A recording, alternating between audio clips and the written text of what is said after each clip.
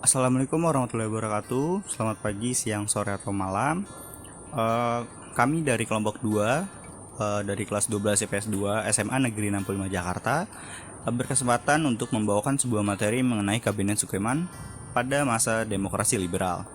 Sebelum kita mulai, ada baiknya kita memperkenalkan anggota kelompok kami dulu. Kami beranggotakan 6 orang, di mana yang pertama ada Jian Ananda Kurnia, absen 15. Yang kedua ada Muhammad Insan Landewo, absen 18. Yang ketiga ada Mulia Mawarni, absen 20. Yang keempat ada Queen Savana Zahira, absen 26. Yang kelima ada Raihan Nazmi Fadila, absen 27. Dan yang keenam ada Zahra Elok Asmanida, absen 35.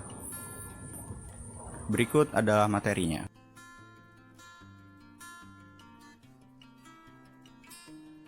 Program kerja Kabinet Sukiman.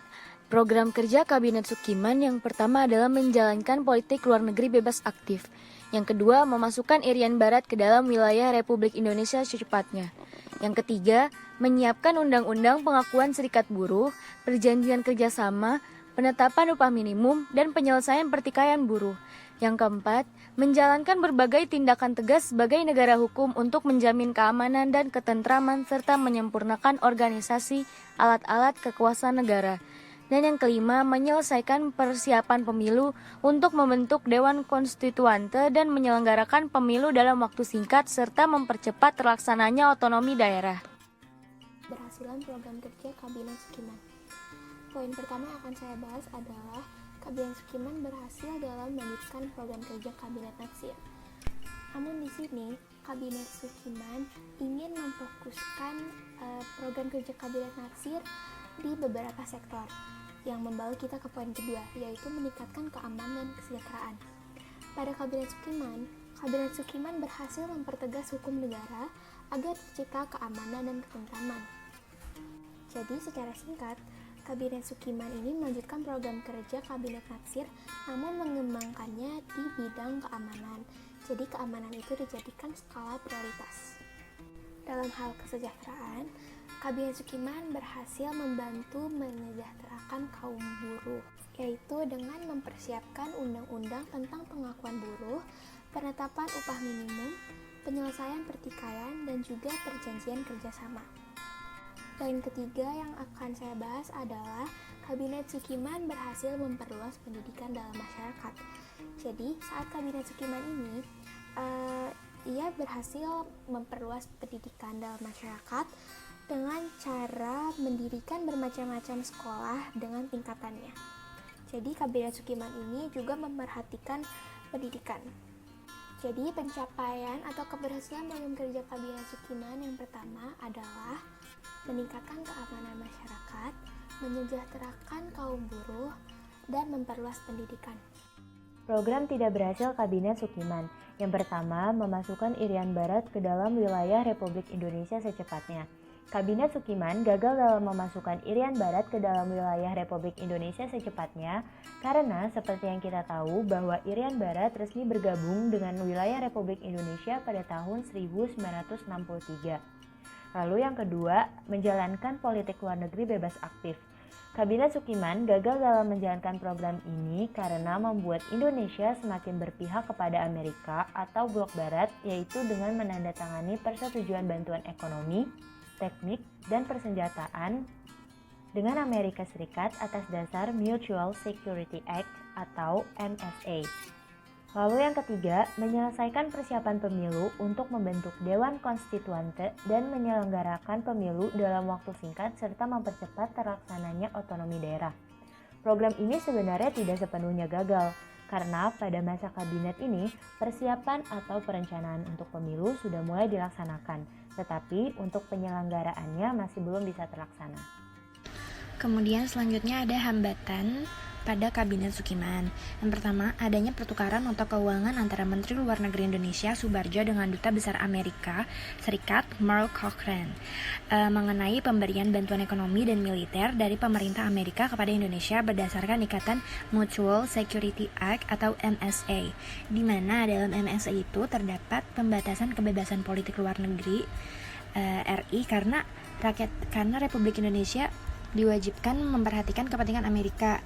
Nah, tindakan Sukiman tersebut dipandang telah melanggar politik luar negara Indonesia yang bebas aktif karena lebih condong ke blok barat. Bahkan dinilai telah memasukkan Indonesia ke dalam blok barat. Kemudian yang kedua, adanya krisis moral yang ditandai dengan munculnya korupsi yang terjadi pada setiap lembaga pemerintahan dan kegemaran akan barang-barang mewah. Yang ketiga itu, masalah irian belum juga teratasi. Yang keempat itu, hubungan Sukiman dengan militer itu kurang baik, tampak dengan kurang tegasnya tindakan pemerintah menghadapi pemberontakan di Jawa Barat, Jawa Tengah, dan Sulawesi Selatan.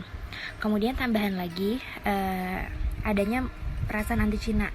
Jadi setelah undang-undang pembatalan KMB itu ditandatangani banyak orang-orang Belanda yang menjual perusahaannya kepada orang-orang Cina, dengan adanya gerakan anti Cina ini merujuk kepada suatu tindakan kekerasan.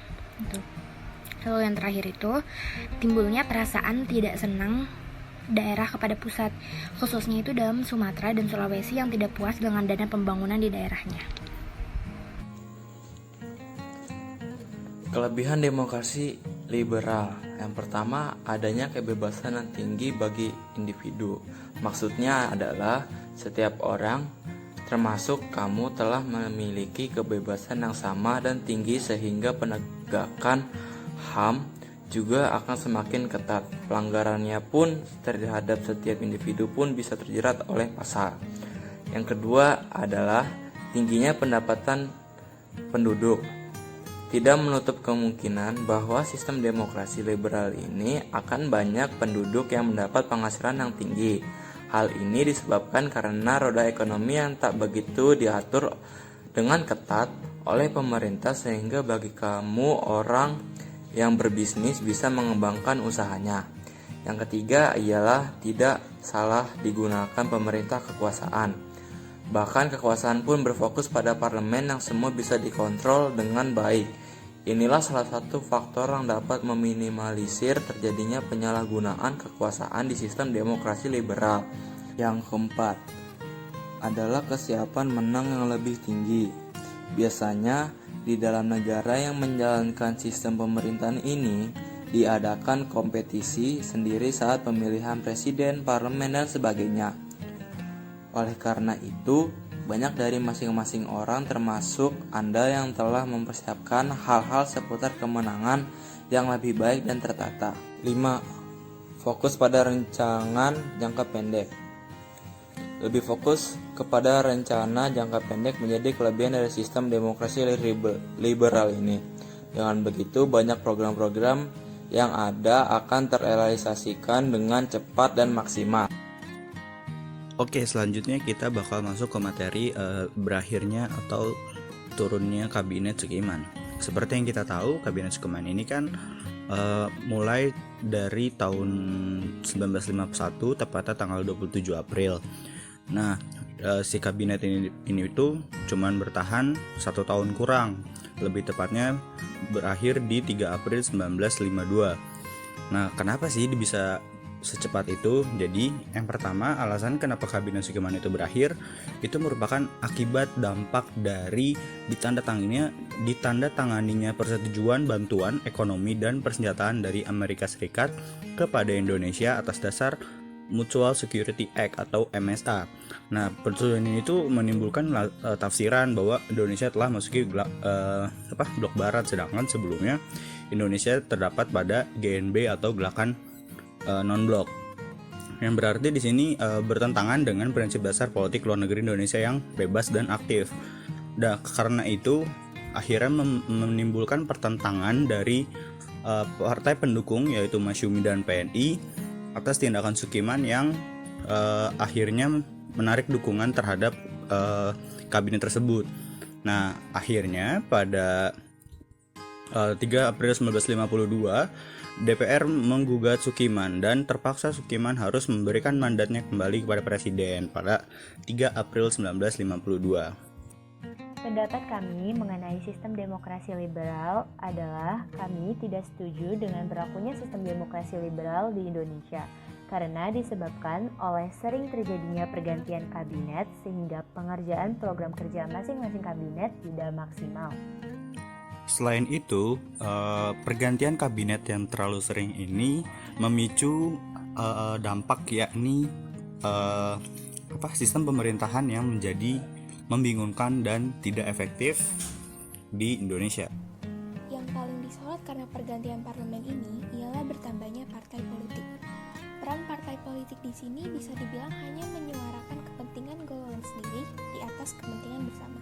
Pada masa itu, timbul dua golongan masyarakat, yaitu mayoritas dan minoritas, dan juga timbulnya kecenderungan kebijakan yang dibuat oleh partai politik yang dianggap tidak efektif. Pada dasarnya, kultur Indonesia adalah ramah tamah yang menjunjung tinggi etika dan kesatuan. Namun yang dicerminkan oleh demokrasi liberal ini sebaliknya, yaitu seperti yang kuat menindas yang lemah. Hal tersebut tentunya juga menimbulkan dampak kesenjangan sosial yang dapat menimbulkan perpecahan dalam bangsa. Sekian presentasi dari kelompok kami, kurang lebihnya mohon maaf. Wassalamualaikum warahmatullahi wabarakatuh.